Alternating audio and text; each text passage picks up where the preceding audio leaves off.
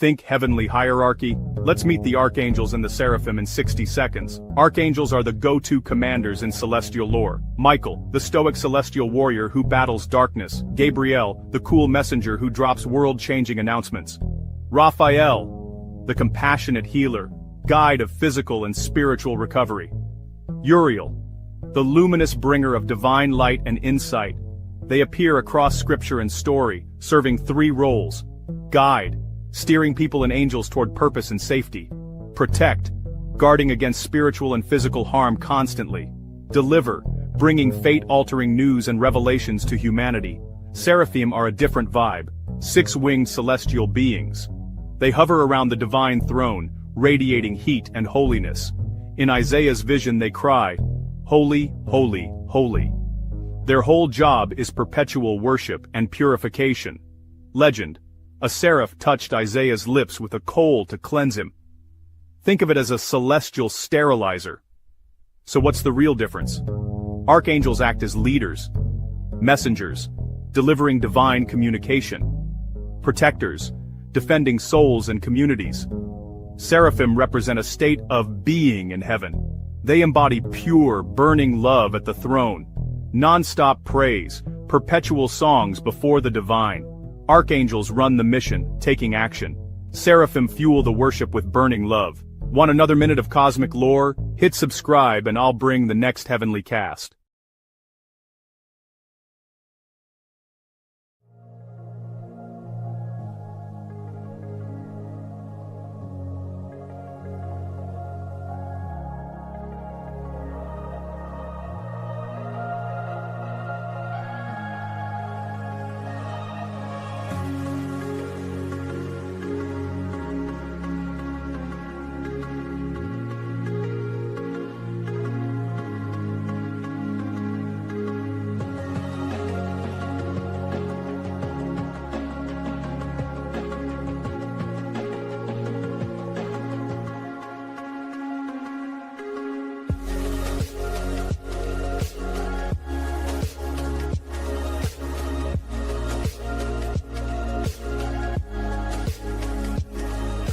Our founder claims. This right here is an embodied form of the violet ray spectrum.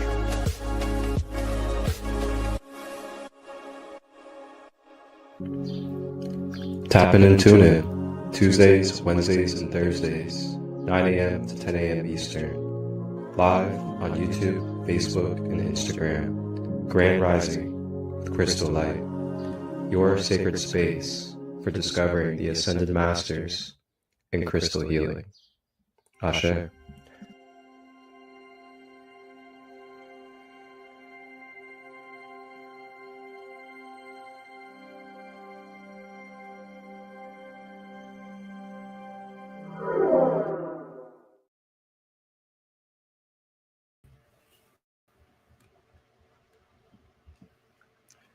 Hello, grand day. Welcome, everybody. I got bedhead going on. Wow. Welcome, everybody, to a new episode of this wonderful series, Grand Rising with ChristoLight. And as we continue on our series and journey, we have been exploring some of the factions, some of the councils, or some of the confederations, if you want to say, that have been formed throughout our harmonic universe. And we've been diving into the Galactic Federation on Tuesday. And then let's take a rewind and travel back to yesterday on Wednesday and where we left off with our factions and organizations of this universal time matrix, Or Negative Aliens Archon Group. You ever heard of David Icke? David Icke talks about the Archons. So the NAA is to force the planet to serve another multiple species controller agenda through imposing false replicated time fields using biowarfare technology, such as holographic inserts, AI, and mind control. namely created under genetically reptilian-based archons. So the archon is defined as a false king of tyranny ruler that controls through masks of deception, promoted through wearing technology abuse, such as mind control, frequency implants, and military strategies. It can be applied to human or non-human alien sources. It is both the military human and non-human shared greed for domination, of which they both employ hidden advanced frequency technologies.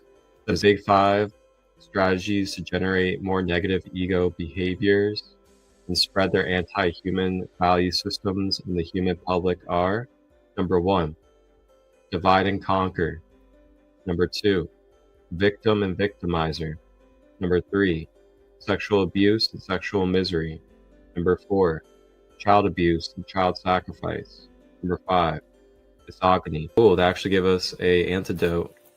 Antidote to AD behaviors is living in the law of one and practicing the GSF. Number 1, empathy and compassion. Number 2, mental openness. Number 3, emotional stability. Number 4, responsibility. Number 5, honesty. Number 6, sovereignty. Number 7, reality assessment. Number 8, unified cooperation. Think about the way that they have infiltrated the music industry, and through hip hop and rap especially, the way that they utilize women.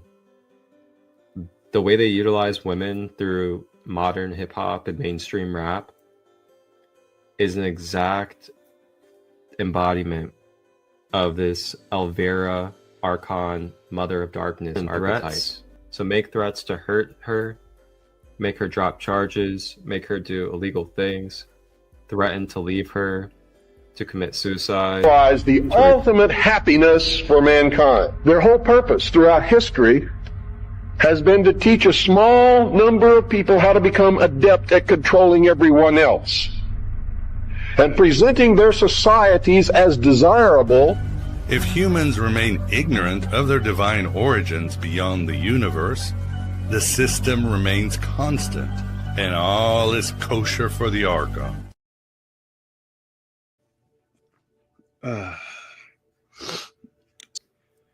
They mention the archons.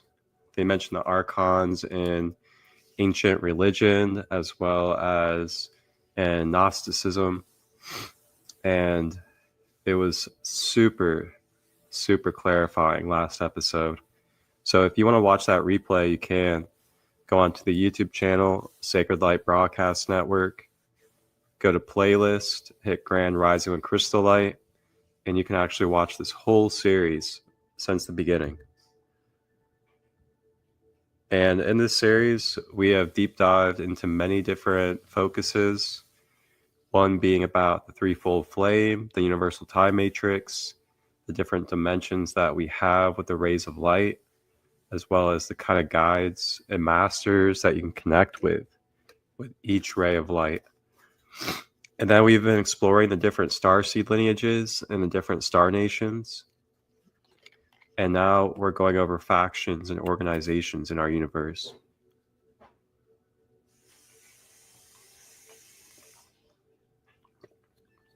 Hydration check for everybody. Drink that clean water. Clean water. So I'm going to go ahead and burn a little bit of Palo Santo for us. And I'm going to play a little bit of sound healing as well. And we're just going to move into this space today.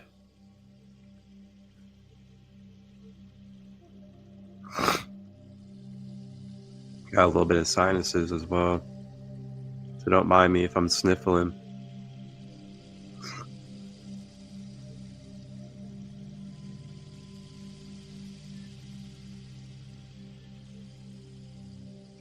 For those of you that are not familiar with Palo Santo is this beautiful wood that we call holy wood.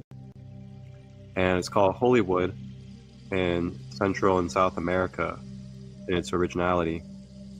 And Palo Santo is a beautiful, beautiful protective and clearing energy. So just like white sage, it clears out the energy field of negativity and dense vibrations.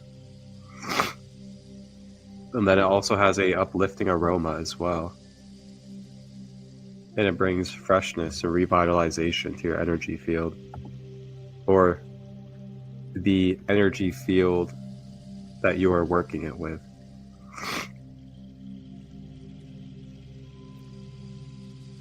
Just go ahead and take a couple breaths if you wish. Maybe get yourself centered, get in some good posture. Relax your shoulders, your mouth, your jaw. Move your body a little bit if you need to, twist. Let's take this moment, this rising, for a little bit of self-care and self-movement.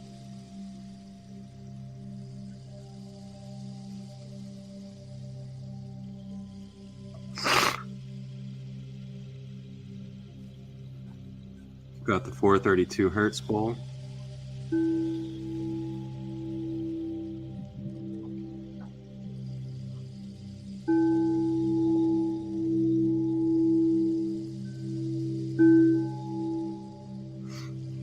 The YouTube link, Sacred Light Broadcast Network.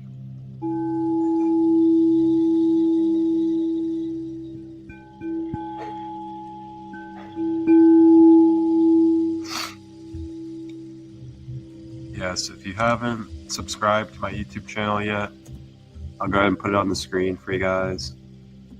It is the Sacred Light Broadcast Network.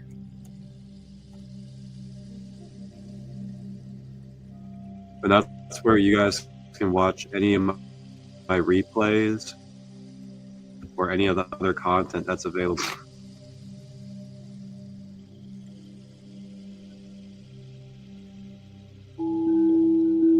I have multiple series, tons of podcasts. I even have guided meditations that I made with multiple layers of sound healing.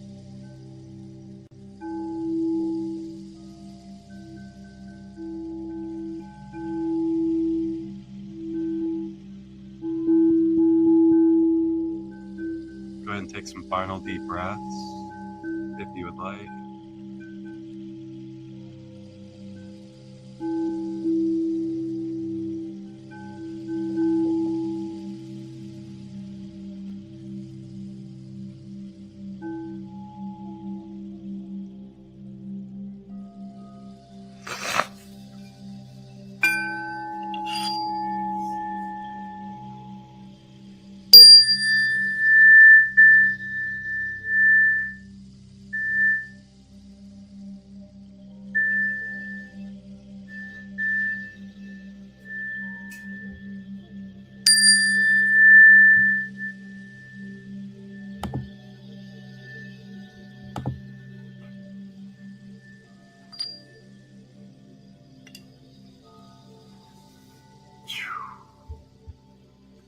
All right. How are we feeling after that?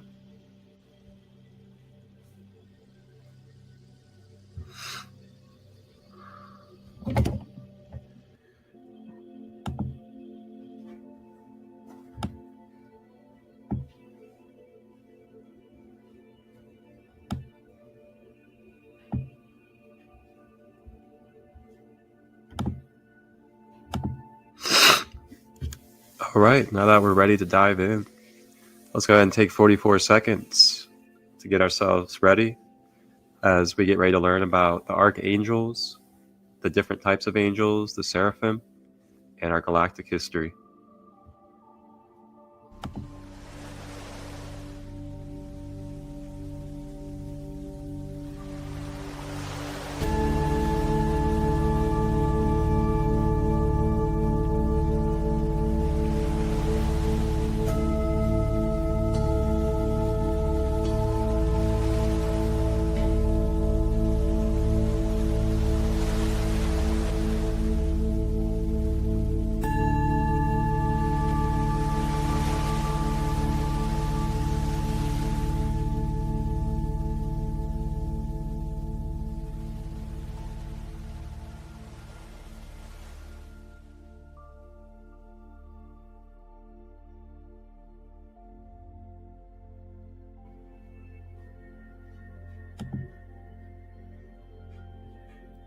All right.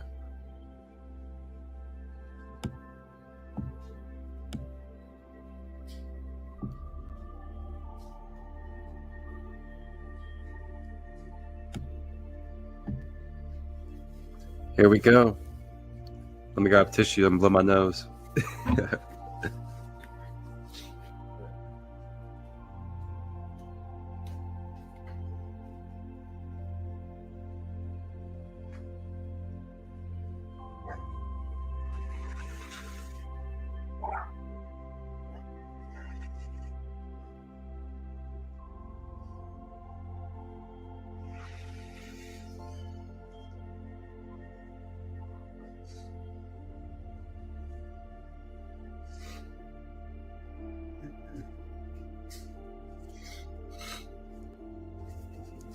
All right. Gotta cleanse those sinuses out, especially when they're coming out. You don't want to pull them back in. 919. 919. What does that mean to you? Is there an angel number to that?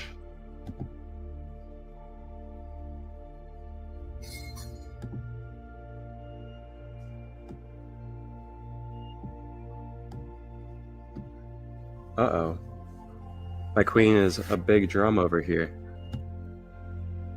I think she's saying she wants to drum for you guys.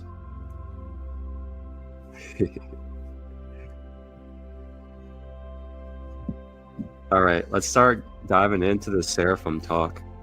Talking about the angels and the angelic humans in our galaxy or universe. So the Seraphim. The Seraphim have to do with the Christos founder races.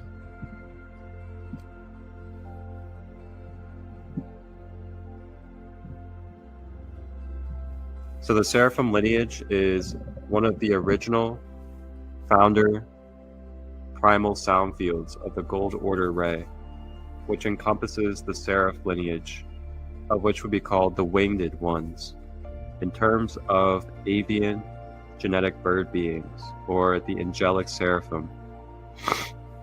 They are extension of the family entity of Ra, 14 dimension, from the next universe through Andromeda Galaxy, 7 higher heavens, which live within the practices of the Law of One.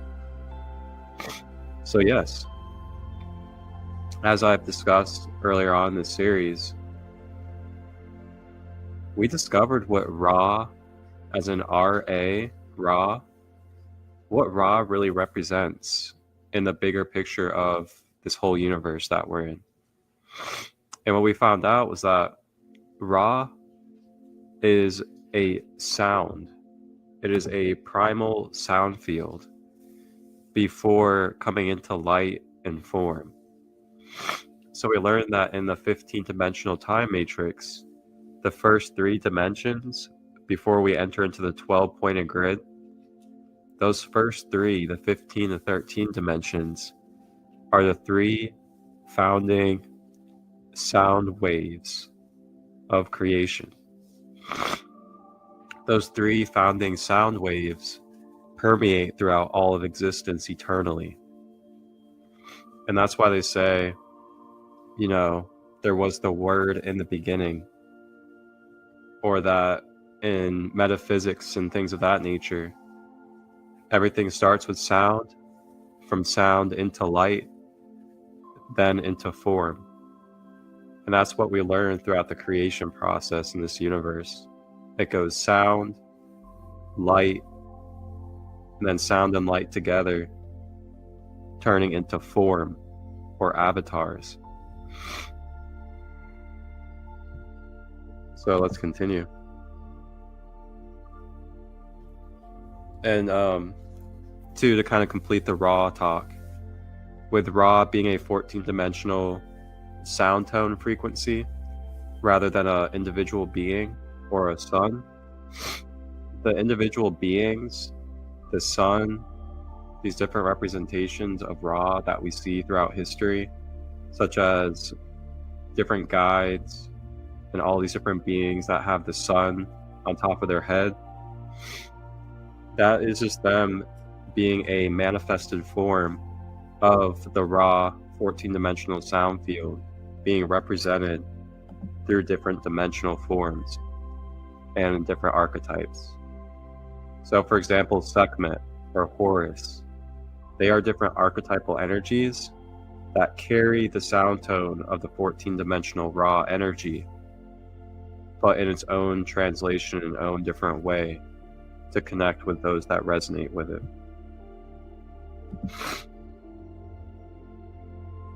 And what is the law of one? The law of one is just the perfect balance and order to creation and the energies and beings that uphold that. Let's go ahead and actually take a look at the law of one here.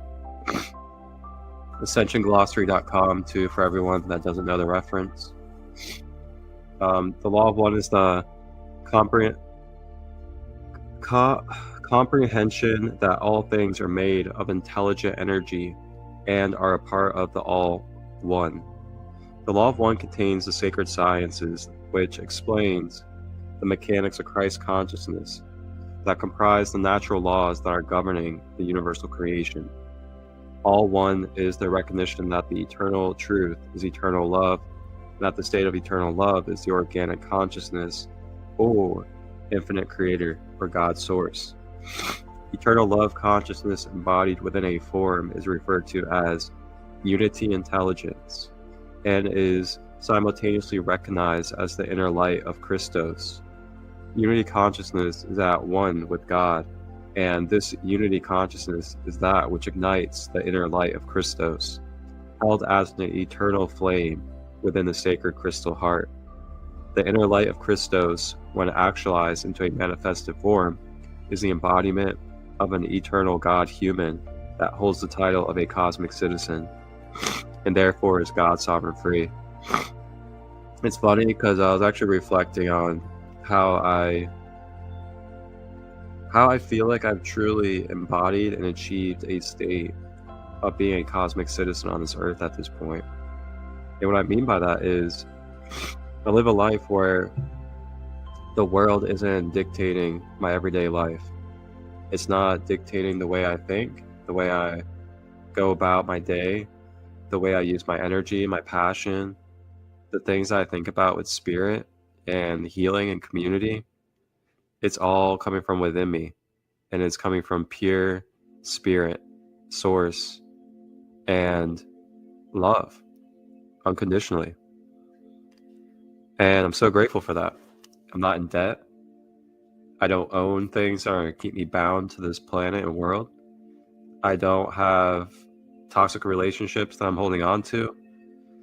I don't have, restraints on my jobs, any of that stuff. So for me, I am very aware of what it means to be a cosmic citizen and also to uphold your own God sovereignty on this planet. And, we don't have to work with debt systems. We don't have to depend on the medical system. We don't have to receive what feels like handouts from the government, which are actually more debts and more ways of control. Instead, we can build from within ourselves in the moment, use our energy, manifest, and co-create without needing any of that. And to me, that's being a cosmic citizen. Realizing that, number one, you're more than the earth when it comes to your soul, that you have a journey beyond this planet. You may have had a journey before it and will have a journey after it. And with that, you're a cosmic citizen. The more you learn about the law of one, the more you learn about the universal laws, and you allow those to be what dictates you in your decision making. And there you go. So when we express practicing loving kindness, we build unity consciousness that is directly reflected as the true nature and holy image of God's love. This inner Holy Spirit of the sacred heart flame is eternally protected with angelic humans.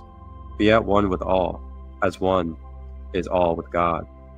Every soul is taking the same spiritual journey, but each soul has evolved at different levels within the manifested timelines. The teachings of the law of one describe the spiritual laws that govern angelic humanity's spiritual evolution for each dimension that exists within the universal time matrix. It is a single philosophical system of world humanism which merges cosmology, science, human rights, and spiritualism. Simply put, the law of one is the universal truth, that all is one. It is the truth taught by Christ when he proclaimed, "Love thy neighbor as you love thyself." We are all direct expressions of the one source, God's source. The law of one is an energetic reality as well as a creational covenant within the guardian host founder races, the emerald, amethyst, and gold order, cosmic family entity of Ra, the aurora host races from the 7 higher heavens, serve the crystal star in order to protect spiritual sovereignty for all races through the reclamation of the Christos mission. The law of one is practiced by the advanced races that promote self-responsibility and accountability in our universal time matrix through the compensation of energetic interconnection that exists between all living things. The law of one expresses and acknowledges the interconnection, the value, the interdependence of the spirit and consciousness that animates within all things. Living a lifestyle that expresses unconditional love to all creation brings true unity with the Godhead and develops a direct relationship with God. Thus, this is the promise of the Emerald Covenant, gifted to humanity in order to achieve planetary liberation, and is the ascension path of the cosmic founders in order to achieve complete spiritual freedom from reincarnation cycles in the lower worlds during the ascension cycle. Wow, how beautiful. Thank you, Ascension Glossary, for the explaining of the law of one. Ooh, good stuff. There's something in here that I wanted to click on. Let's see. Let me see if you guys have any comments as well. Okay, no comments. What is it that I was going to click on here? Bum, bum, bum. Ah, yes. God. So I wanted to click on God. You know, God is a very popular term. I'm just going to put it at that. And it's used in many different ways. It's used out of control. It's used out of acknowledgement of the universal oneness. It's used for manipulation. It's used in many different ways. So let's see what Ascension Glossary has to say about how they define the word God. So God, from the cosmic Christos guardian perspective, the use of the word or term God is hereby defined to not be misconstrued as a personage or entity in their representation of the Godhead, in the same context that is commonly used within organized religions. The spread of the negative agenda derived violent religions that highlight blood sacrifice of the personal Christ on the earth is a consciousness enslavement tool in order to give up personal sovereignty by worshiping external entities, therefore confusing humanity to misinterpret the source of God within as being an external person, entity, or alien from another world. The eternal, infinite, and divine source of God can only be found deeply within the self. The inner spiritual source that is referred to as the inner Christos resides within the sacred crystal heart, and one becomes a knower when dedicated to the pursuit of truth, while desiring an intimate connection with God. In comprehending the proper context for the use of the word God, and to begin to explore its deeper meaning, is to dedicate oneself to the pursuit of truth in all matters in life, to develop purity of heart, purity of mind, through dedicated self-inquiry to pursue truth beyond all fear.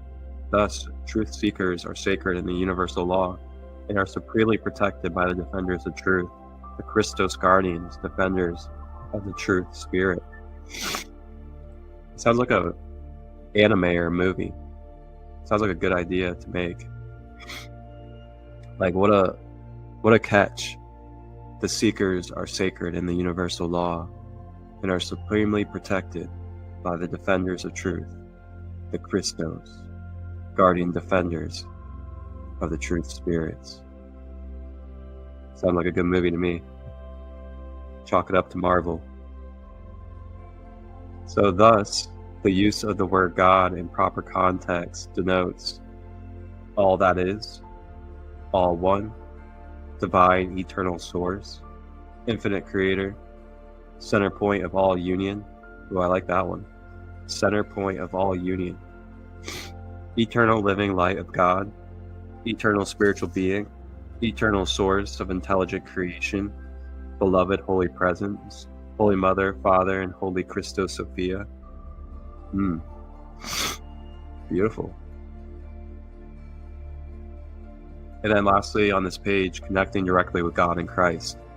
When we connect directly with God, the most important thing for us to understand, especially on this path of anchoring foundational stabilization and heart-based coherence, is to recognize ourselves as part and parcel of God consciousness without any intermediary identity, which means that you can directly connect with God or Christ. Know that Christ is the physician of God. Christ not only the figure of Jesus the Christ, embodying perfect peace, Christ the cosmic Christos as a God sovereign free cosmic citizen, and this potential is the ultimate destiny and ascension path for all of us. Beautiful. So let's go ahead and get back to the Seraphim.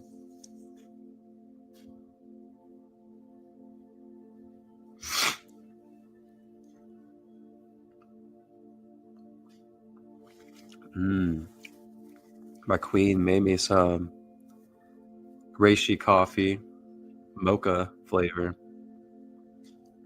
and I haven't had some in about a week, so it's been pretty nice.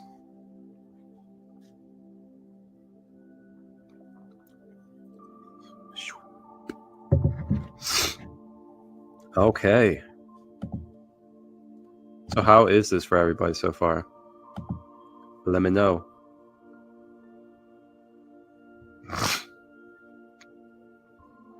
I can't wait to show you guys the videos too. Videos are gonna be fun.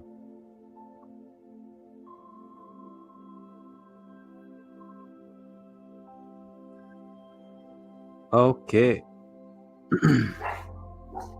So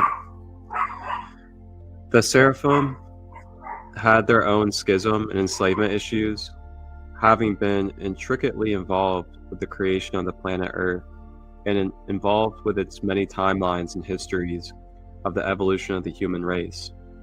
As the Seraphim races committed to help humanity evolve from the lower creational realm of 3D Earth, they experienced their consciousness descending rapidly, to which is a result of the fallen angelic fragmented mind matrix. I don't know why, but something about that is just making me laugh, because it's making me think about how holy smokes. It's making me think about environment and who you put yourself around, and how we know as humans and energy that we even have sayings, you know, like you are the sum of the 5 people you spend the most time with, or whatever. It's something like that. And it just reminds me of that, because it's like, it says, as the Seraphim races committed to help humanity evolve from the lower creational realms of 3D Earth, they experienced their consciousness descending rapidly. And I don't know why, it just makes me laugh. It's like, you think about that, you know, it's like you stick yourself in that furnace and you try to help so many people that are struggling and in their addictions and all these things. And the more that you keep yourself around them and they're not making the progress, they're not ascending, it's like you start to slip in your frequency, and then you begin to kind of fall, quote unquote. And what falling means is that you just fall into a ignorant, dark, or unaware place within yourself of the spiritual connection, which creates illness and disease. So the Seraphim were a part of the original creators of the divine human species prototype that were genetically designed with the potential to evolve into a embodied Christos consciousness. Their energy signature and imprint is certainly a part of all of us as human beings and part of the planet Earth collective consciousness. One of the things that the Seraphs did many moons ago in the human evolution experiment is actually create a ley line and a axational lines grid system on the Earth. The Seraphim became the guardians of the Earth to protect the horizontal shields in their timelines until the humans could evolve to such levels to become the guardians of the Earth. That's so cool. So they basically help us develop to where we can become the guardians of this own Earth. Wow. That's pretty cool to think about. So at some point, we're going to truly step in to being the guardians of this planet. Now, a lot of us are already these guardians, so to say, but it's going to really lock in and anchor, and we're going to get acknowledged as the guardians of the Earth.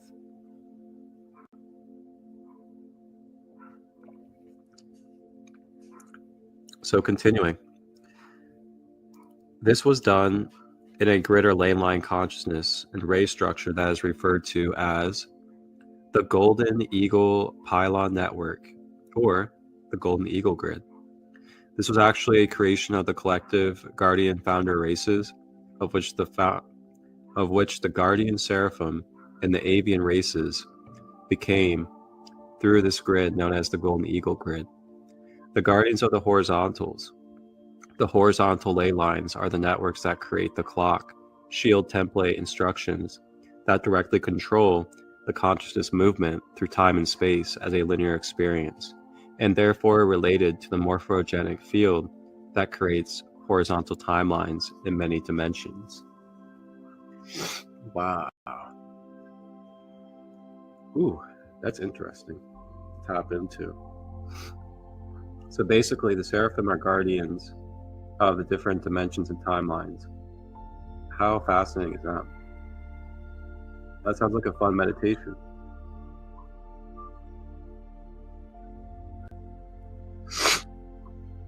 So those of us that like to do grid work and work with the ley lines of the Earth, sounds like meditating and connecting with the Seraphim might be something beneficial for you.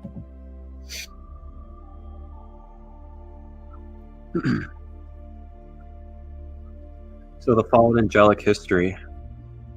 During the Atlantean fall, or the Atlantean Colaticism, what is known as the Luciferian Rebellion about 26,000 to 30,000 years ago, this when the planetary stargates, the planetary grid ley lines became controlled by the negative agenda, controlling races such as the Reptilians, the Anunnaki, the Alpha Draconians, the Orion Group Draconians. So, it's interesting. We may think that, the control over the Earth didn't start until maybe a couple hundred years ago, or, in the United States in 1913. But really, this was happening thousands of years before this modern time of control. And now we're in the remnants of thousands of years of a control system, and now coming out of it and uncovering it and bringing a light upon it,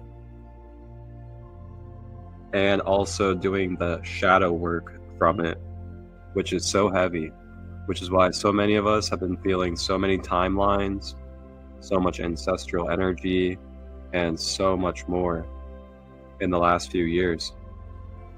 We're closing out that time, those timelines, and we're stepping into more organic and pure timelines. I'll go blow my nose one more time.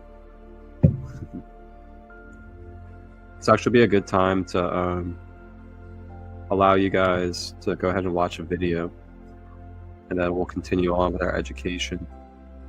So let's talk about the Seraphim a little bit from a different perspective. Hey everyone, welcome to Mythology Explained. In today's video, we're going to discuss Seraphim, the angels closest to God's throne and the highest order of angels in the celestial hierarchy. Because of this, Seraphim can be viewed as the most powerful order of angels. The most powerful demons is sometimes said to have been Seraphim before they fell from grace and became malevolent entities. However, it is important to note that certain named archangels, especially Michael, are often considered the most powerful angels. Michael, for example, is seen as a warrior and protector, and in the Bible, he is depicted as leading the heavenly host in the battle against Satan and the forces of evil. One reason that explains this is that the word archangel has multiple meanings. In angelology, it usually refers to the second lowest angelic order. However, in the Bible, the word archangel has a more general meaning that simply denotes superior angelic beings. The word seraphim is derived from the Hebrew word seraph, which means to burn, and reflects their intense, fiery nature, usually associated with their burning love for God. They are mentioned explicitly in the Bible only in the book of Isaiah, where they appear in a vision experienced by the prophet Isaiah. In this vision, the seraphim are described as having 6 wings, 2 covering their faces, 2 covering their feet, and 2 for flying. The seraphim are considered the highest order of angels in the Christian angelic hierarchy, this based on the classification system developed by Pseudo-Dionysius the Areopagite in his work The Celestial Hierarchy. Thomas Aquinas, in his Summa Theologica, further developed the understanding of seraphim, emphasizing their unmatched love for God and their superior knowledge of divine truths. As part of the first triad in the angelic hierarchy, along with cherubim and thrones, seraphim serve as intermediaries between God and the lower orders of angels, transmitting divine illumination throughout the cosmos. Alright, let's get into it. Pseudo-Dionysius the Areopagite, an influential Christian theologian and philosopher of the late 5th and early 6th century, provides a detailed account of the seraphim in his work The Celestial Hierarchy, drawing upon the biblical account in Isaiah and upon Neoplatonic philosophy.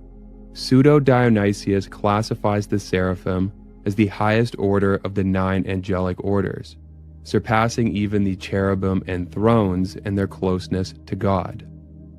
According to Pseudo-Dionysius, the seraphim are characterized by their fervent love for and unparalleled knowledge of God. Their primary function is to participate in and transmit divine light and knowledge to the lower orders of angels and ultimately to humans. Seraphim, along with cherubim and thrones, form the first triad, or the supra-celestia realm. Their role in the celestial hierarchy is crucial, as they serve as intermediaries between God and the lower orders of angels. Pseudo-Dionysius' conception of seraphim had a significant impact on Christian theology. His classification of the angelic hierarchy was widely adopted and further developed by later theologians such as Thomas Aquinas and John of Damascus. Furthermore, his depiction of the seraphim as the highest order of angels, characterized by their ardent love for God, inspired numerous mystical writings and reflections on the nature of divine love. Thomas Aquinas, the esteemed 13th century theologian and philosopher, explored the subject of seraphim in his work Summa Theologica. Building upon Pseudo-Dionysius' concept of the angelic hierarchy, Aquinas delved deeper into the nature and function of these celestial beings. In the hierarchy of angels, Aquinas recognized Pseudo-Dionysius' classification and assigned seraphim the highest position. He maintained that the seraphim, cherubim, and thrones form the first triad of angelic orders, with the seraphim being closest to God in both knowledge and love. Aquinas believed that the seraphim are largely distinguished by their singular love for and profound knowledge of God. Their defining characteristic, ardent love for the divine, illuminates their intellect, enabling them to grasp the deepest understanding of divine truths. Furthermore, Aquinas emphasized the seraphim's ability to perceive God intellectually and spiritually, which surpasses the clarity and depth of any other angelic order.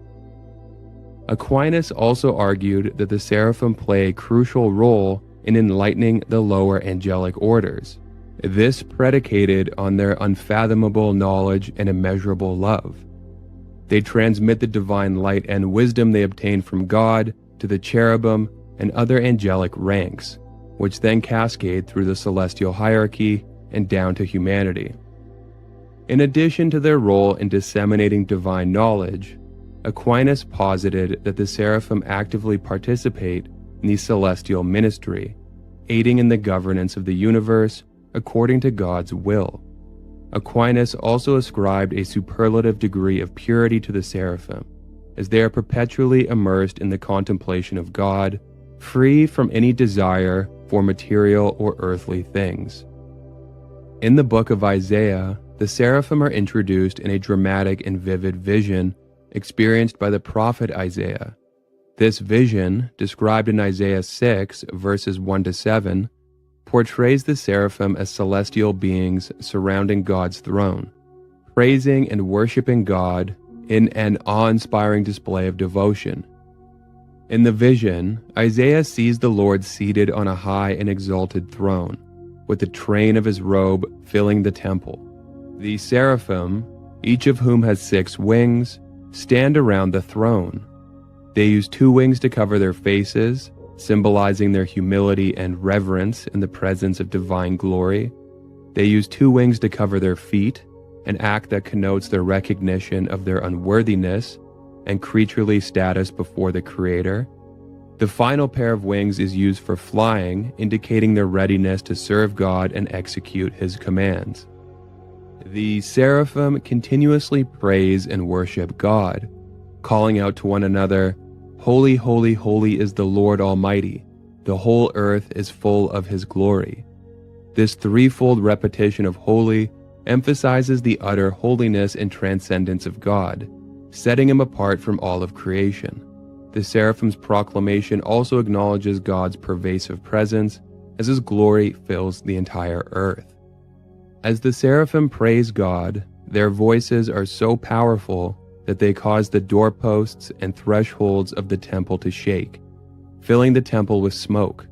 This manifestation of the divine presence and power evokes fear and awe in Isaiah, who becomes acutely aware of his own sinfulness and the sinfulness of his people. He exclaims, "Woe to me, I am ruined, for I am a man of unclean lips, and I live among a people of unclean lips, and my eyes have seen the King, the Lord Almighty." In response to Isaiah's distress, one of the seraphim takes a live coal from the altar with a pair of tongs and touches it to Isaiah's lips. The seraphim then declares that Isaiah's guilt is removed and his sin is atoned for. This act of purification prepares Isaiah for his prophetic mission, as he goes on to accept God's call to be his messenger to the people of Judah and Jerusalem. And that's it for this video. If you enjoy the content, please like and subscribe. Thanks for watching.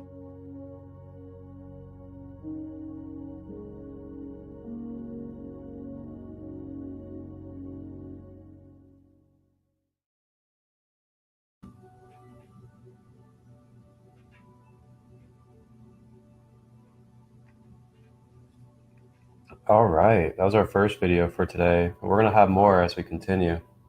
I think that was just a great time to kind of break it up and let you guys hear a different perspective and visual video aid as well.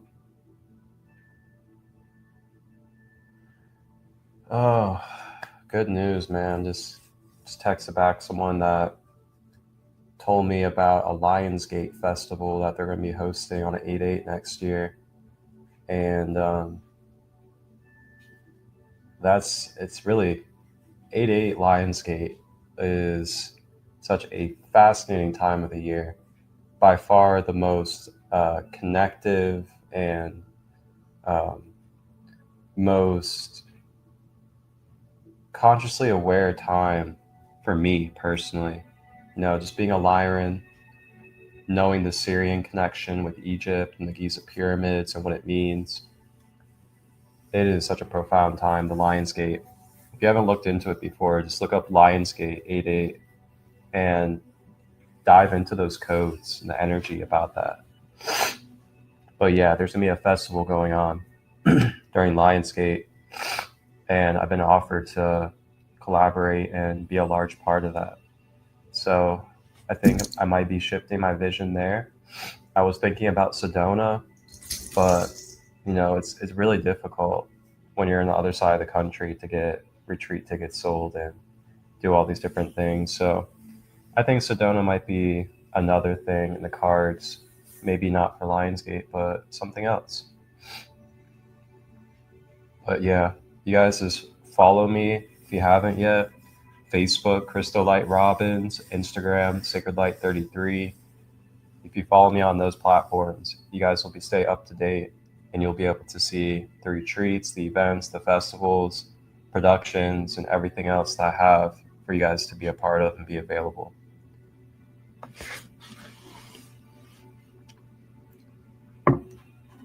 And then I also got offered to do some retreats in LA as well. So things are on the up. Things are on the up. Grateful. Staying vigilant and staying dedicated. Working with the fallen angelic history here. All right. Let's get into more of this education.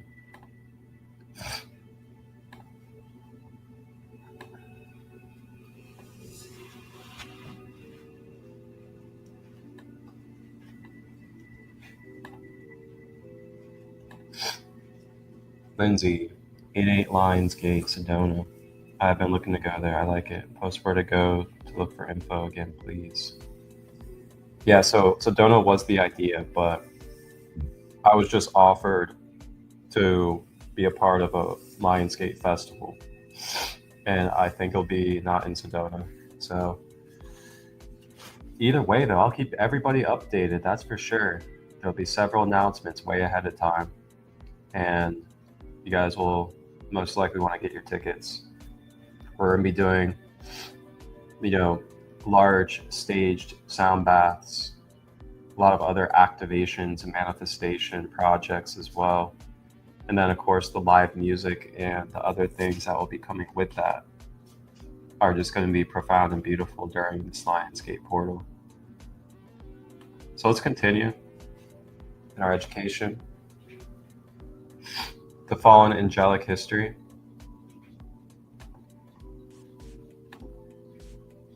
How do you guys like the music, by the way?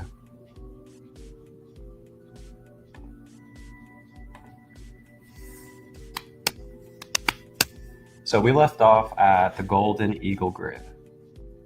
And they were talking about how basically this Golden Eagle Grid is being controlled currently by the negative agenda. And that's the Draconians, the Anunnaki, the Reptilians, the Greys. And the Golden Eagle Grid, which I'm surprised they're not even showing here. I'll actually click on it here in just a moment. But it says here that during the time under the control of these beings who use these collective consciousness grids for reverse purposes of malintent designed for the NAA and the false gods, which was the opposite from their original purpose. So in the last 26,000 years, the Golden Eagle Grid became controlled. It was primarily used as a mind control broadcast station, literally, that would send out false information or manipulated information to the mass human population. I mean, I tell you what, that's definitely true. You just look at the Middle East. The Middle East is full of propaganda. Like, is there anything or any moment of day in the last who knows how many years where there hasn't been propaganda about the Middle East? Like, holy smokes. Don't even get me started on what 9/11 did and what that did for the Golden Eagle Grid. It was a ploy for these negative agenda beings to be able to take over the Golden Eagle Grid even further. And this is why we see so many wars in the Middle East, so many resources being taken, and all this stuff going on with sacrifice through war and genocide in the Middle East. Can't make this stuff up, man. So one purpose in the Iran Gate is to send out false king of tyranny, patriarchal domination, mind control through the Archangel Michael Matrix Collective. It was sending out information that was about the program at the Anunnaki to continue. Oh, snap. I got my microphone down here on the ground. Good thing it's a good mic. Let me know if you guys couldn't hear any of that. Just put it in the comments. You probably could hear it though. So it was sending out information that was about the program that the Anunnaki to continue to plummet humanity to false timelines, of which is of one darkness, enslavement and separation using software called the Armageddon software, the Metatronic reversal, and the victim victimizer. We actually read about that yesterday in the NAA episode, which you guys can go replay and watch. We talked about their strategies that they use, Armageddon software, holographic inserts, entity implants, astral tagging, as well as victim and victimizer mentalities and reversals of our natural organic energy. Armageddon softwares is when they give us false end of the world scenarios, or they give us false religious dogmatic fears about life and your future, and you're going to heaven or hell and this and that and doomsday destruction. 2012, we're all gonna die, we need to prepare. Oh my god, let's all go buy toilet paper. Yeah, that's Armageddon software. It's manipulation on humanity to make us do very dumb and ignorant things that make no sense. And it's none of our fault. But we got to become aware of what's going on and how this is happening to us, because it's gotten far outplayed. So the Golden Eagle Grid literally became like a mind control weapon, because that is what they have been using it for. They have been reclaimed back a few years ago in terms of the Guardian Founder races, who are working to rehabilitate the places of the fallen consciousness grids, the fallen angelic mind matrix, and override the patriarchal mind control through the Solomon Shield and activation of the Mother Ark hubs. Ooh boy, we're getting spicy now. Let's click on Solomon Shield. What is Solomon Shield? Solomon? So, King Solomon, he has been heavily misinterpreted through scripture on who he is and what he is and what he represented.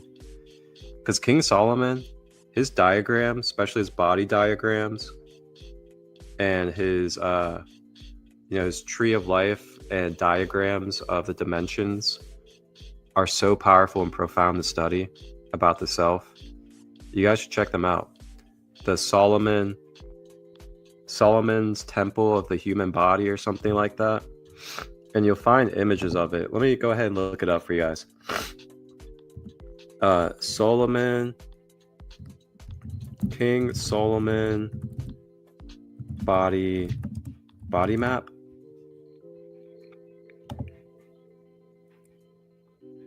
Oh, sweet. Found it.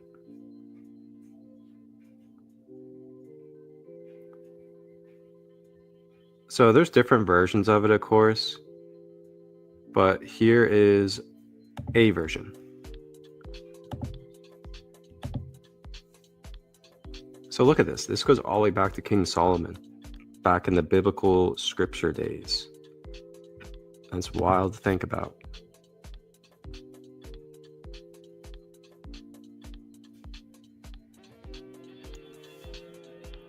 So tell me why.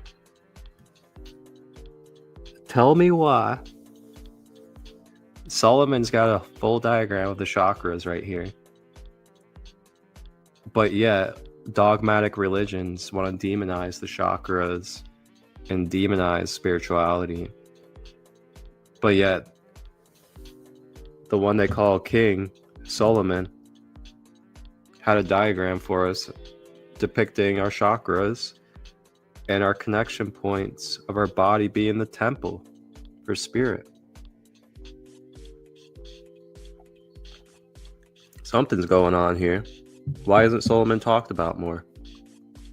Why was one of his books removed from the Bible? Questions to ask, you know? And I'm not insinuating anything. I don't know nothing. I'm just a human being. But I know that we can explore and open our minds. Pretty awesome, though, when you look at it.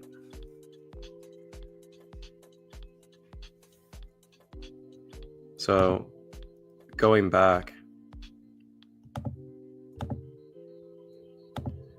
Solomon's shield.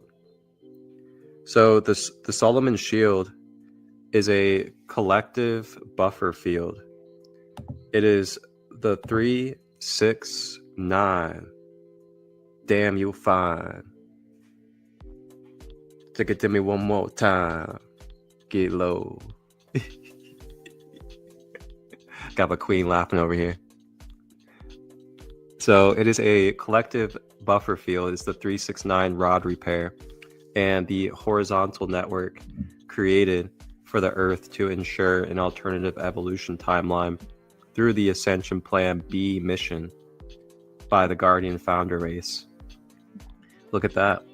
We not only have Plan B on Earth, we have Plan B in the Ascension process. It comes from somewhere, huh? So this helps as companion to anchor the consciousness corrider, an array of guardian hosted timelines for identifying and locating lost souls or fragmented souls that have been damaged due to alien machinery or that have been harvested by the negative agenda on planet in the last cycle. So the shield network is designed to override the damage created in the second dimension, such as the issues with the Great Graal Stargates, the Temple Mount in Jerusalem, and Sarasota, Florida. Interesting. So Sarasota, Florida is connected to the San Graal Stargate, which is connected to the second dimension. Interesting. I believe I'm going to be going to Florida pretty soon, so that could be interesting. The second chakra, orange wave spectrum. Oh, it's talking about the sacral chakra.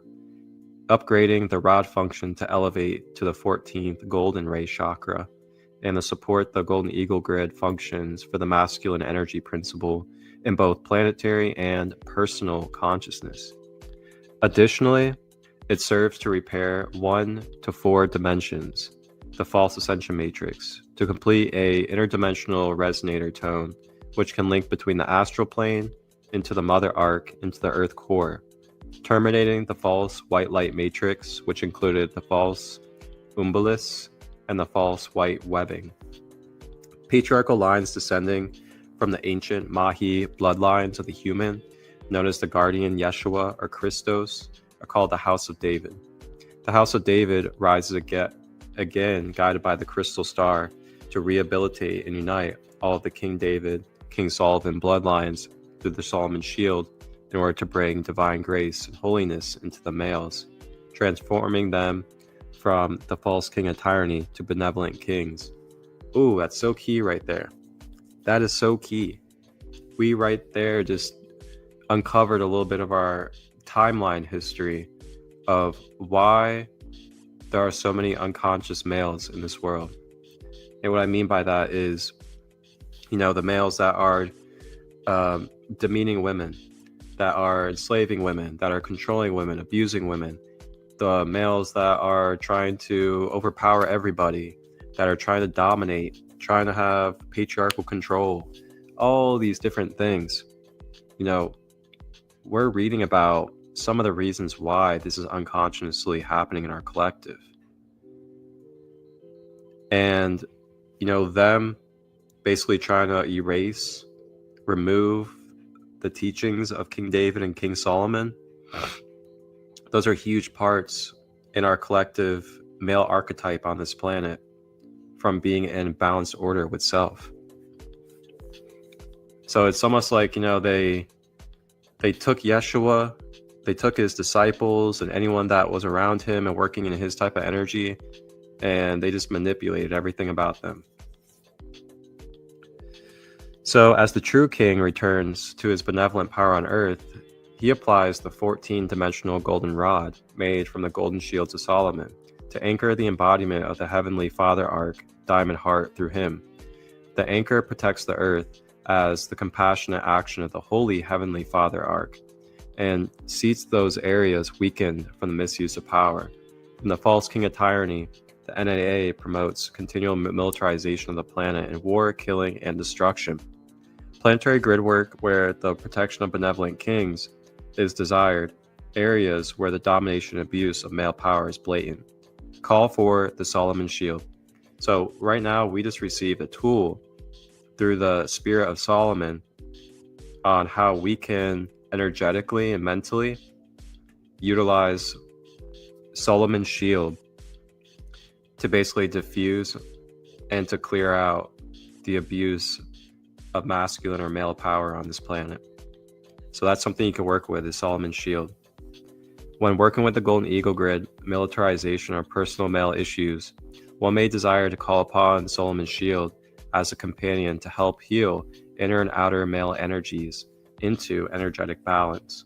The embodied rod in the male principle had upgraded the 2D orange frequency to 14D golden frequency during the ascension cycle. And I also want to note too that it does just say like male, but keep in mind as well that this could also connect to masculine energy and masculine principles that as a female you also carry within yourself. So we all have a mother arc and we all have a father arc within us, and we are the balance of both the mother and father within. So there could be damage in your masculine as a female, and there can be damage in your feminine as a male. So keep in mind of that.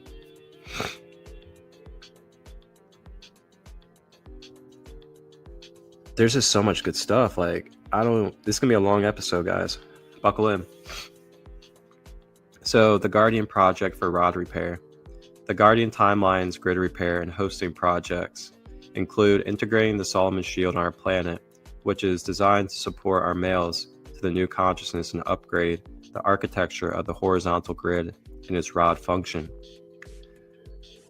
The Shield of Solomon was built from the House of David genetic line and is from the Holy Grail male bloodline that has the power to override the previously distorted collective masculine rod consciousness. The distorted male rod consciousness had been infected with patriarchal domination, stemming from the controller's mind control game of installing false king of tyranny as the dominating rulers of this planet. The controllers handpicked the hybridized Nephilim bloodline that they could corrupt through the mind control programs in order to carry out their enslavement through tyranny agenda. The Guardians explained the Solomon Shield is the consciousness grid technology that is charging the planet or changing the planet electron spin back to organic, the 1212 electrical Christ male pattern. The pattern is only viable in select places on the planet, and it is the rod and staff couples, or the hierogamos, or the divine union couples that are locking it down into the planet by merging their combined embodied unity code source architecture. And I'm grateful for that, you know. I am in a divine union where we are focused and embodying, anchoring the Christo Sophia codes. And it's such a beautiful thing. I'm really grateful for that. So until the planet can hold the new electron spin, these groups are attempting to embody the frequency in its new electron spin pattern and their combined male principal energy.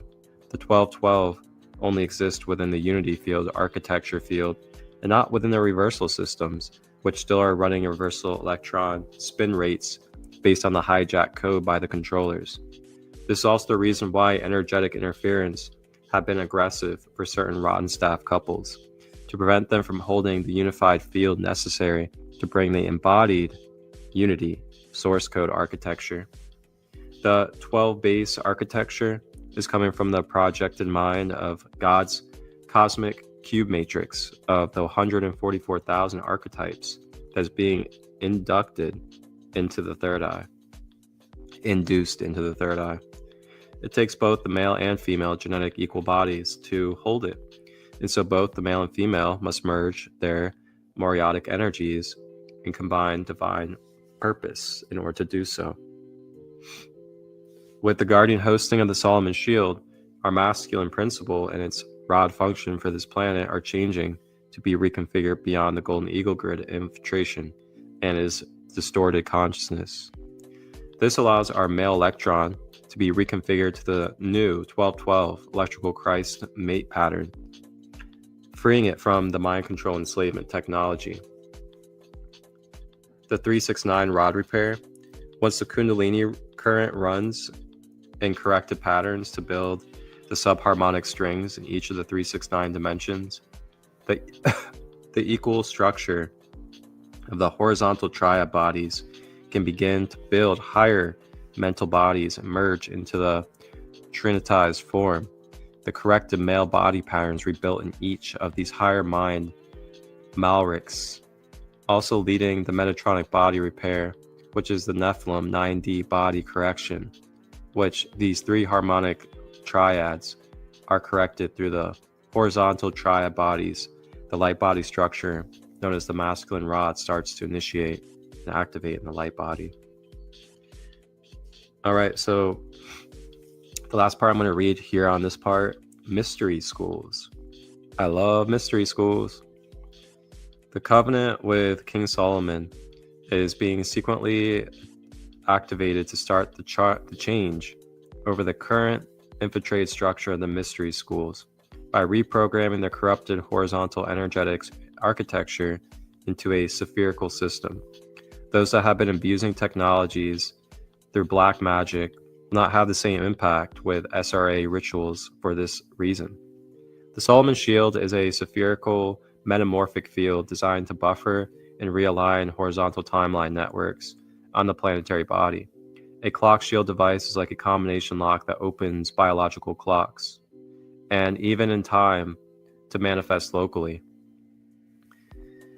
The Solomon Shield's specific function is to override grid damage and kaleidosism potentials recorded in the Golden Eagle network and the Seraphim lineages of accumulated genetic miasma and negative form bodies, as well as possibly clones.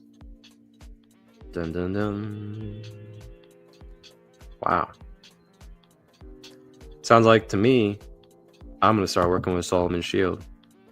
And here's an image of Solomon Shield for you as well. If you just want to tune into that vibration for a moment, maybe take a couple of breaths while you gaze at it and just open up for it to come into your energy. Beautiful. Beautiful. So the aqua and the pink, that represents the mother arc energy. The golden yellow represents, the golden Christ energy. Then you can also see a little bit of the violet flame. Oof, such beautiful energy.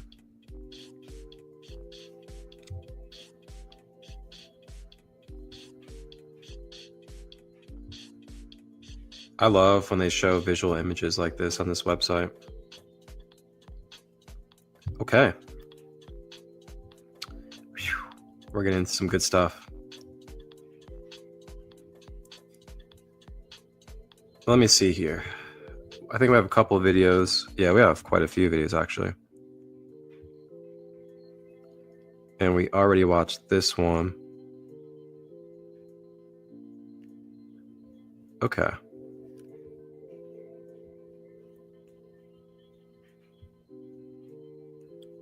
So, Quetzalcoatl. Wow. Quetzalcoatl is getting brought up right now. This is pretty interesting. The wonderful feathered serpent of Central America. So, a way to understand this is as human beings have suffered polarization and separation from God's source and completion in their wholeness. This is what exactly had happened to the galactic beings as well, which is what Quetzalcoatl is sourcing from a galactic being. A galactic god being that is a hybrid of Seraphim and reptilian consciousness. In that relationship to the Earth's evolution, that the Seraphim and Quetzalcoatl also suffered along with the beings of consciousness.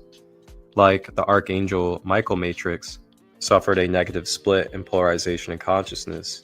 That was not what I could explain as their choice, but a byproduct of the distortion on the planetary and universal fields of creation, which we are comprised in this time space. So it's important to understand this polarization, the split, the schism goes way beyond planet Earth. It is something that is way beyond even human beings and is actually impacting many other levels of consciousness, such as has been revealed today.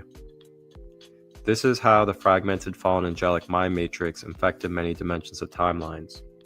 The bottom line is today is the anniversary of Quetzalcoatl's magnetic imprint or birth, August 14th.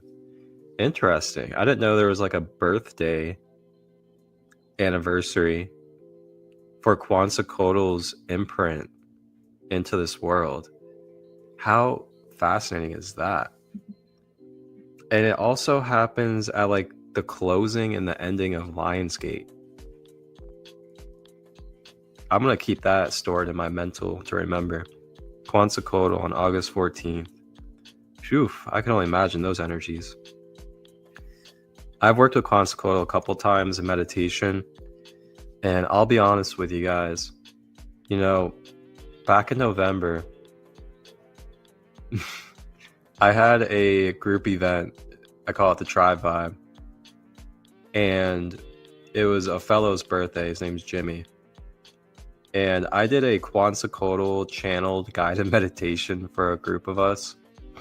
And boy, it was so powerful that a few hours later, I got in my friend's hot tub and ended up passing out, getting, oh my gosh, like,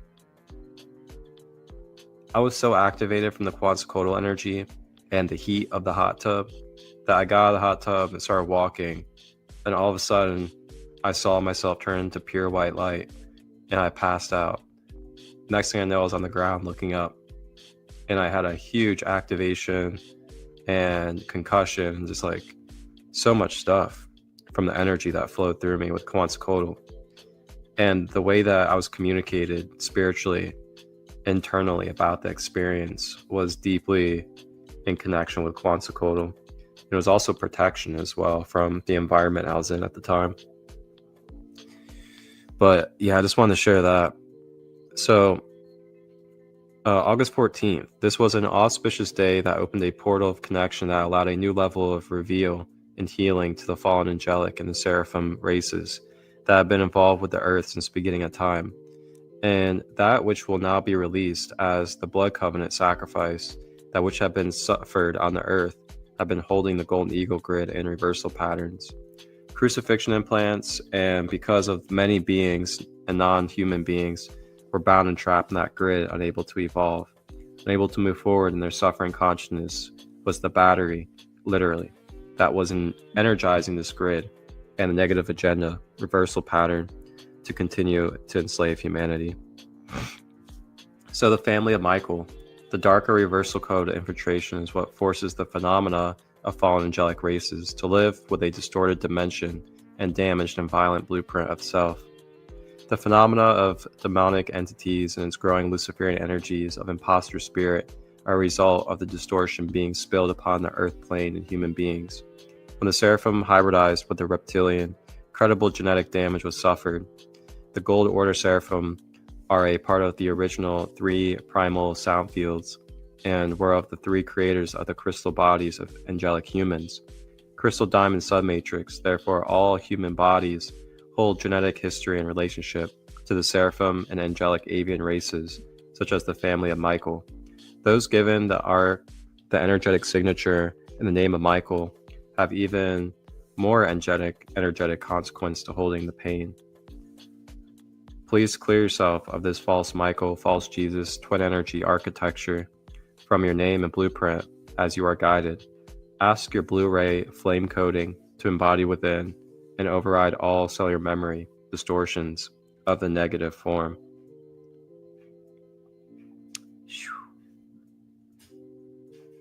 So then it talks about heart healing with the Seraphim.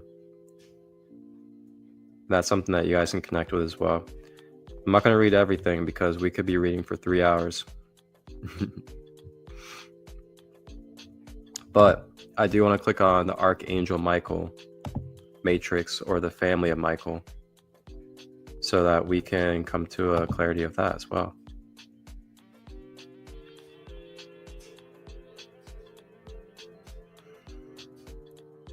So the Gold Order Seraphim Avian Genetics, the family of Michael and those that have avian genetics and founder of Gold Order Seraphim memories are the family of consciousness which connects into the Golden Eagle grid.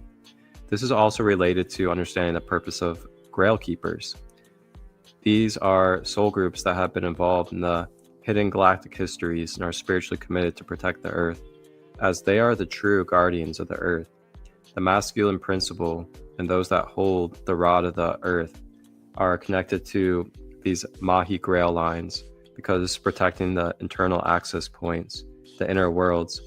To access into the inner worlds was the original role of the gatekeepers, to protect the access into the Grail points that are in the Earth. The damage of the Golden Eagle grid is related to the Seraphim group, consciousness bodies that became inverted or reversed upon themselves as a result of these alien machineries that use AI to gain access to the 369 Solomon arc portal passages and spawn fallen angelic seraphim. Freeing the family of Michael, we must, with all of our heart and might, hold the white purity flame of God's internal love for our masculine, and that which frees the enslavement history of our family of Michael. Major place of the pain force to be held by the group consciousness known as the family of Michael. The family of Michael, also known as the Archangel Michael matrix, has been seriously damaged and forced into portions of its own consciousness to be twisted into a grotesque montage of fed karmic backlash from humanity and reversal hybridization programming. The Nephilim reversal grid system, headquartered in the UK Stonehenge, feeds off Archangel Michael matrix.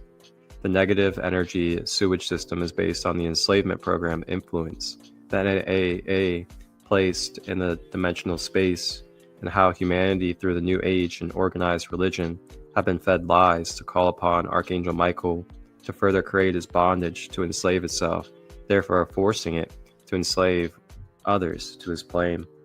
The family of Michael are Blu-ray descendants of the first order ray of the Melchizedeks that are guardians of the East through the 4 royal stars in Taurus constellation from the star Aldebaran.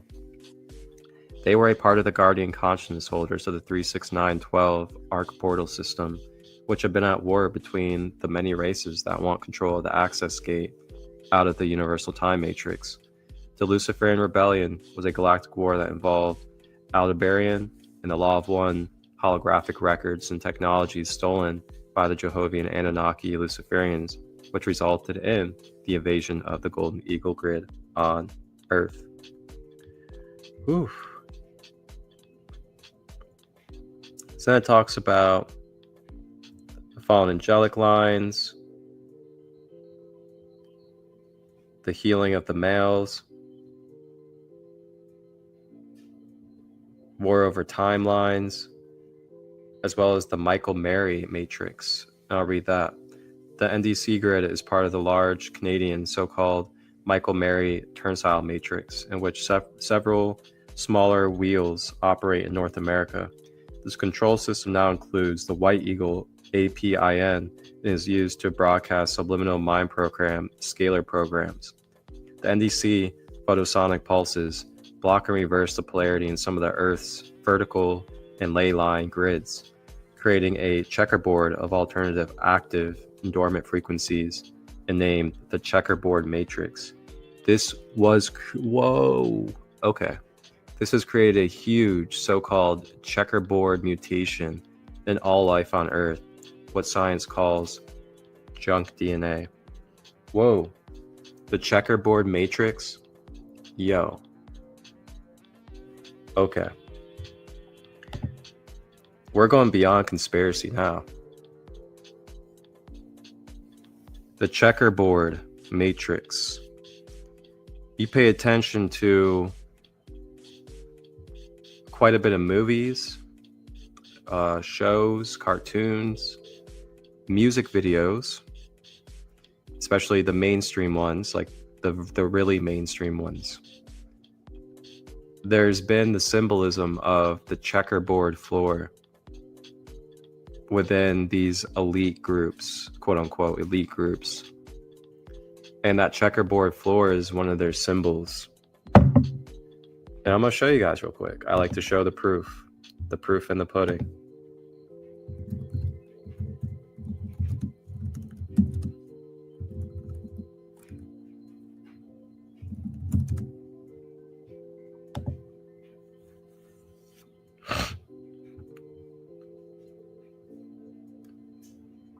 Of course, they don't have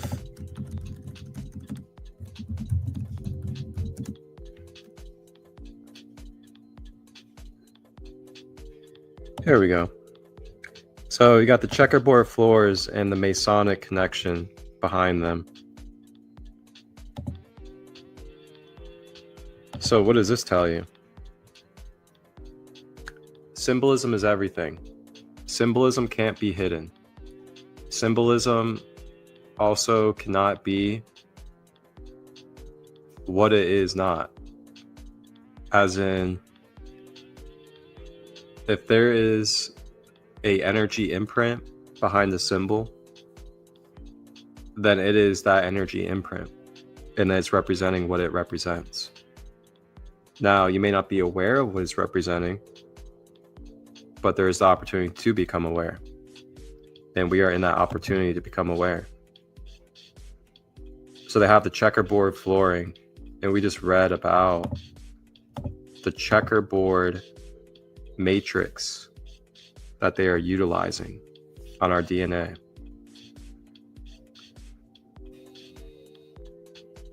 And real quick, it says it generates from multiple annealing machinery systems to reverse the energy current through the planetary grid networks to split them into bi-wave frequencies.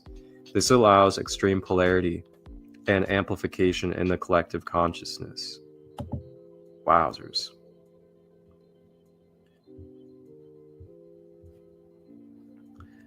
Okay. I think we're going to call it a close on our education and study for today. And then we can go ahead and watch our videos that we have. And you guys enjoy these videos for sure. Oh. I'm not sure what's going on right now on my thing.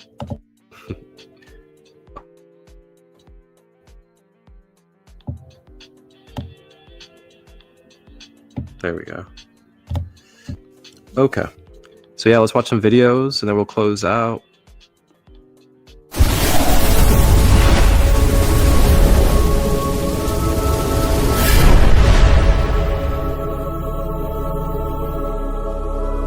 Even while we have the ability to speak to God directly through prayer, the Bible claims that God speaks with us through a variety of angels, each of whom has a specific role.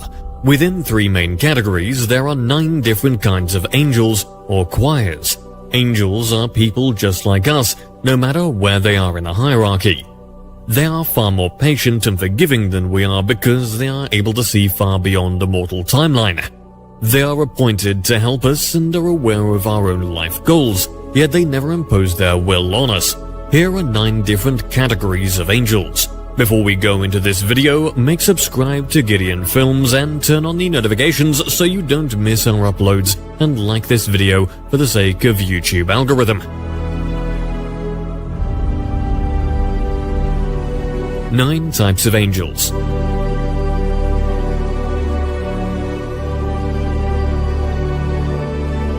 One, Seraphim. Seraphim is Hebrew for the fiery ones. This word is the plural form of seraph. The Bible describes these angels as having faces, hands, and feet.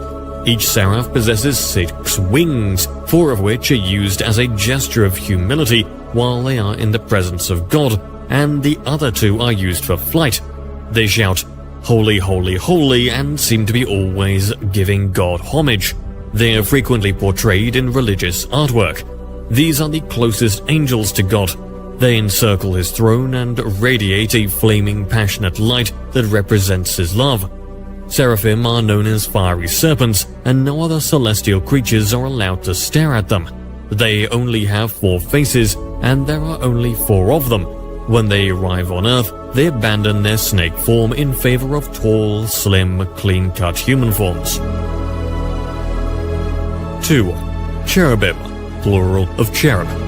These angels manage celestial records and have access to God's wisdom. They are dispatched to Earth with major missions, such as removing humanity from the Garden of Eden. Cherubim are depicted in ancient art as sphinx-like winged creatures with human faces, rather than the plump infants with wings that currently adorn greeting cards and book covers.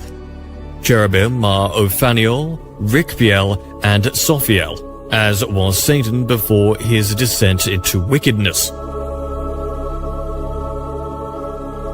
3. Thrones. Thrones' look is possibly the oddest of the initial batch. They are reported to resemble large, bright wheels with many eyes. They act as God's chariot, dispensing his judgment to carry out his plans for us. 4. Dominions or dominations. The second category of angels can reside in a condition of transition between the heavenly and human realms. They are seen as celestial regulators who strive to establish a balance between matter and spirit, good and evil. Consider dominions to be intermediate management. They take commands from seraphim and cherubim, then assign tasks to the lower order worker bee angels. Their major role is to keep the universe in order by transferring power to leaders of government and other authoritative people. The chief of this order is Zadkiel, also known as Hashmal. 5. Virtues. Virtues, which are shaped like sparks of light, are in charge of sustaining the natural world and inspiring living creatures in fields such as science. They also accept commands from the angels above them and turn them into miracles for those who deserve them. When they manifest in our world, they are singers, artists, healers, and scientists who operate with the force of love as well as physics. The 2 angels that appeared during Jesus' ascension are said to embody virtues. 6. Powers. Powers manifest as vividly colored, hazy vapors in their heavenly forms. Powers serve as border guards between heaven and earth. They are the birth and death angels. Some think they also rule over demons that aim to destroy the world, while others, including St. Paul, believe the powers themselves are bad. In any event, powers are a collective of professionals who act as religious, theological, and ideological consultants. 7. Principalities. Ordinary humans will have the most interaction with the third category of angels. The principalities are at the top of this list. These celestial beings resemble light beams. The principalities, like a school principal, monitor everything. They govern our whole globe, including nations, cities, and villages. They are also in control of religion and politics. As if their plate wasn't already overflowing, they are also in charge of overseeing the terrestrial responsibilities of the angels beneath them. 8. Archangels. These, together with the angels, protect humanity in all physical things, but don't ask them to assist you personally. Archangels respond best when dealing with issues that affect all humanity, such as justice. This order is well known because several of the angels are referenced by name in the Bible, including Michael, Gabriel, and Raphael. Archangels combat demons, for example Michael, or carry messages from God, such as when Gabriel appeared to Mary to inform her that she would be the mother of Jesus. There are only 7 archangels, according to popular belief. 9. Angels. These may simply be referred to as regular angels. They are the most prevalent form of angel and are protectors of humanity and all things tangible. These angels are sent to humans as messengers. This category includes personal guardian angels. Angels can guard and warn mankind, as well as fight on God's behalf.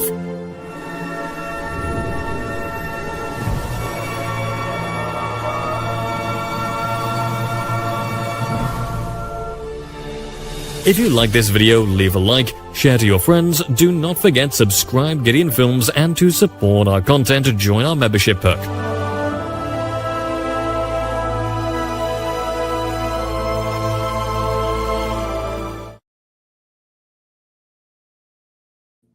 That was pretty fascinating, I gotta say, to learn about the different types of angels and the different orders that they have.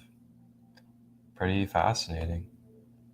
You know, you only hear about usually like the archangels, and you hear the word angels, but you don't really hear in depth about like the seraphim and the chariots and like all that stuff. Really fascinating to learn about their roles and what it is that they do. So this last video is gonna be a little bit longer, and this will definitely be our closeout, but it's gonna talk about, I know they said there's 7, but there's also 12. And this is going to be about 12 of the archangels specifically, and how you can connect with each of the 12 and the kind of powers or the kind of energy that they're able to help bring into your life. So enjoy, and I will be closing out directly after this. In the realm of the celestial, a group of extraordinary beings exists known as the 12 archangels. These magnificent entities hold significant roles in the divine plan, serving as messengers and intermediaries between God and humanity. Each archangel possesses unique powers and attributes that guide and assist us on our spiritual journey. In this video, we will learn about the 12 archangels, exploring their identities, their powers, and the lessons we can learn from their presence. Become a part of our celestial inner circle by clicking the join button below this video, or just click the link in the comments section. Invitation to join. Number 1. Archangel Michael, the mighty protector. One of the most prominent archangels is Michael, known as the mighty protector. Michael's name means who is like God, and embodies his unwavering dedication to righteousness and justice. With his powerful sword and shield, Michael defends against dark forces and protects us in times of spiritual warfare. He instills courage, strength, and determination within us, reminding us that God's power is unparalleled and that we can overcome any obstacle with his divine guidance. Type Archangel Michael to claim his guidance and protection. Number 2. Archangel Gabriel, the divine messenger. Gabriel, whose name means God is my strength, is celebrated as the divine messenger of God. This archangel is renowned for delivering important messages throughout history. From announcing the birth of Jesus to the Virgin Mary, to revealing prophetic visions to the prophet Daniel, Gabriel plays a pivotal role in divine communication. With his golden trumpet, Gabriel heralds significant events and provides us with the strength and inspiration to embrace God's messages in our lives. Type Archangel Gabriel to listen and understand his message for you. Number 3. Archangel Raphael, the divine healer. Raphael, whose name signifies God heals, holds the power of divine healing and restoration. This compassionate archangel guides us in physical, emotional, and spiritual healing. Raphael's presence brings comfort and reassurance, reminding us that God's healing touch is ever present. Whether we are in need of physical healing, emotional solace, or spiritual rejuvenation, Raphael's gentle guidance and loving energy lead us on the path towards wholeness and well-being. Type Archangel Raphael to claim his gift of healing and restoration. Please check the link in the description box so you can learn the name of your guardian angel and claim their protection and love. Number 4. Archangel Uriel, the illuminator of wisdom. Uriel, whose name means God is my light, is the archangel of wisdom and enlightenment. He illuminates our minds with divine insights, guiding us towards deeper understanding and spiritual growth. Uriel's wisdom assists us in discerning the truth and making wise choices aligned with God's will. With his flaming sword, Uriel cuts through ignorance and confusion, allowing the light of divine knowledge to shine upon our path. Type Archangel Uriel, ask for his enlightenment to help you make wise decisions. Number 5. Archangel Metatron, the divine record keeper. Metatron, whose name signifies one who guards or one who serves behind the throne, is the celestial scribe and record keeper. He oversees the flow of divine information and records our actions and deeds. Metatron guides us towards accountability and spiritual growth, reminding us of the importance of conscious choices and the impact of our actions. His presence encourages us to live in alignment with God's will, knowing that our choices are being witnessed and recorded in the heavenly realm. Type Archangel Metatron to claim his guidance and help you be in alignment with God's will. Number 6. Archangel Chamuel, the angel of unconditional love. Chamuel, whose name means he who seeks God, embodies the essence of unconditional love and compassion. This archangel's gentle and nurturing energy helps us cultivate love, forgiveness, and compassion in our lives. Chamuel guides us in building harmonious relationships, healing emotional wounds, and extending love to ourselves and others.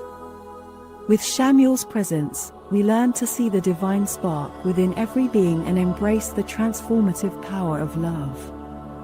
Type Archangel Chamuel to allow the transformative power of love to reign in your life.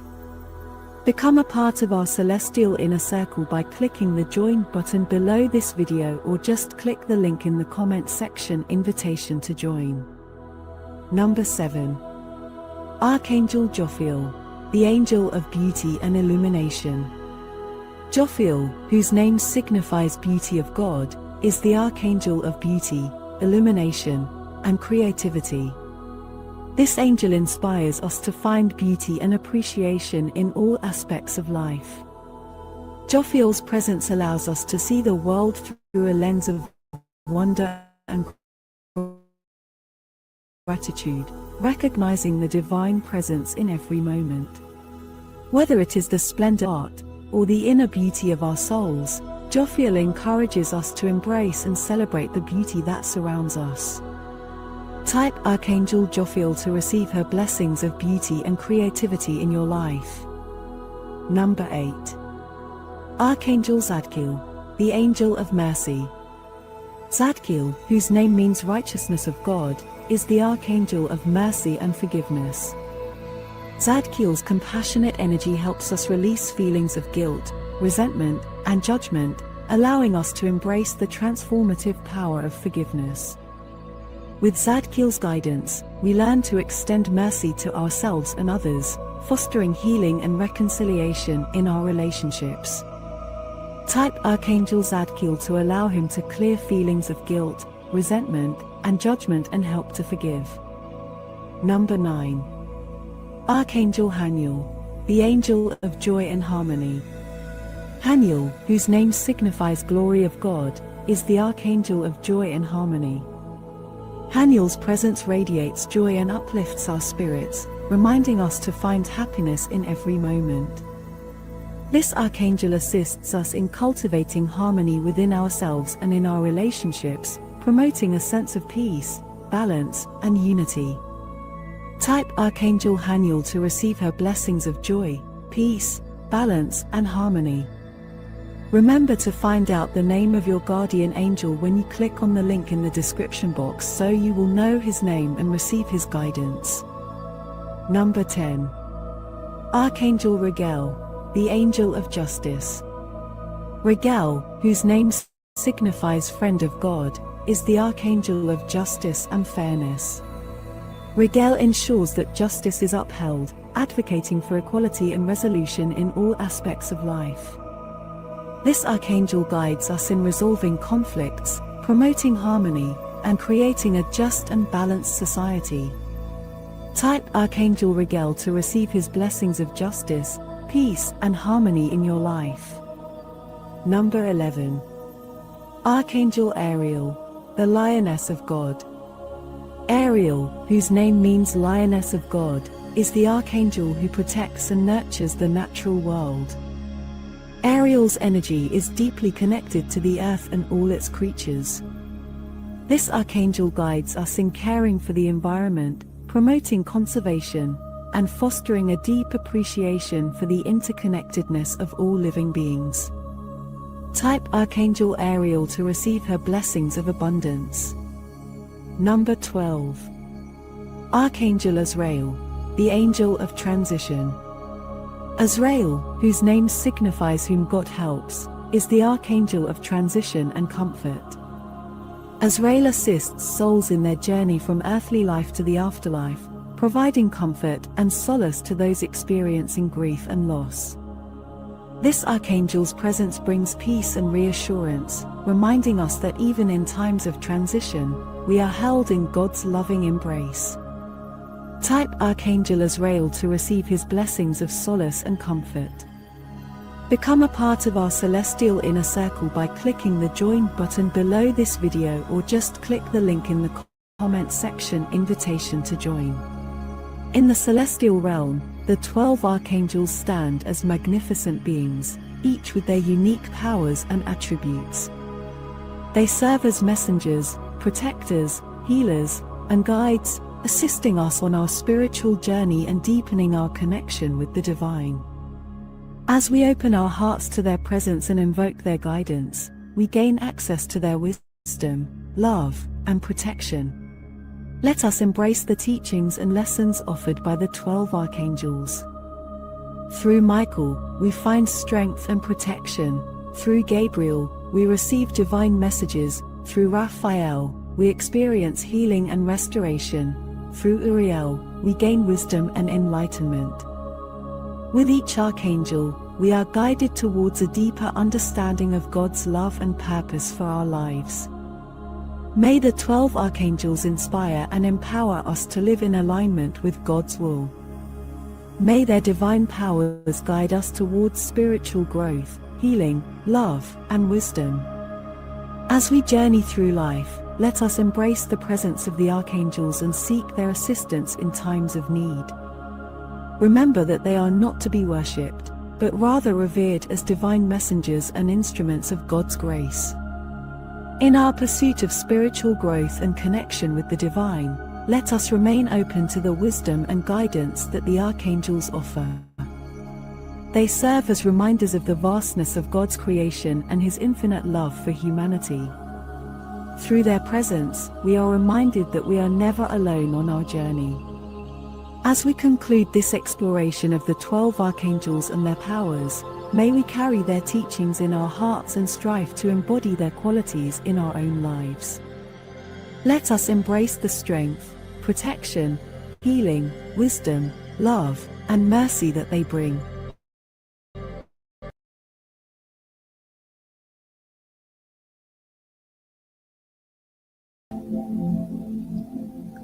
Wow. What a episode today. Almost 2 hours on this one, but for a really great reason. Definitely sure that we opened up a lot of perspective about not only the archangels, but Also, all of the different classes of angels and councils that we have throughout the whole universal time matrix. And the archangels are just one class or one legion of angels that we are able to connect with and also interact with in this multidimensional universe. We learned about Seraphim. We learned about the chariots. We learned about the archangels, as well as some of the others. You guys can always watch this replay on the Sacred Light Broadcast Network. But we're going to close, and we're going to close with a little bit of drumming.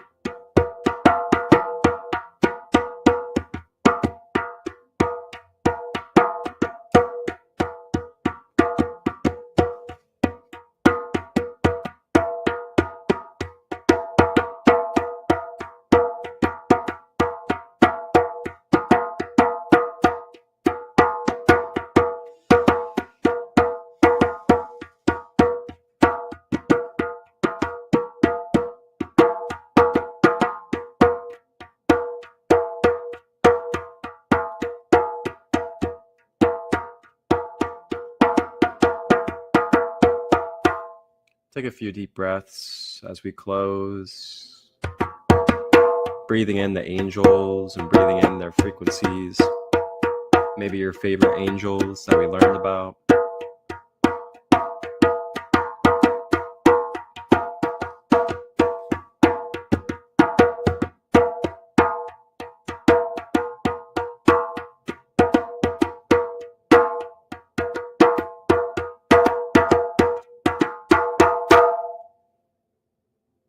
Thank you for joining me on this episode today of Grand Rising with ChristoLight.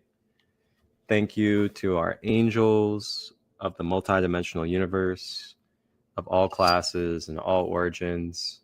Thank you for being here, the human angelic bloodlines that are anchoring the crystal Sophia codes on this planet. And thank you for all the negative resistance along the way that is helping us develop and be able to experience polarity. Everybody have a blessed and beautiful day as we close this Grand Rising of ChristoLight. And I'll be back Tuesday, 9 a.m. Eastern, as we begin to explore more and more of our universal time matrix. See you guys then.